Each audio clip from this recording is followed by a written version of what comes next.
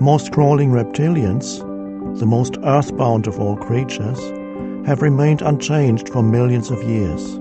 Some, however, grew feathers and wings and turned into birds, thus defying the force of gravity that had held them for so long. They didn't become better at crawling or walking, but transcended crawling and walking entirely. Their special significance and the reason why humans feel such fascination for and affinity with them can be attributed to their ethereal quality.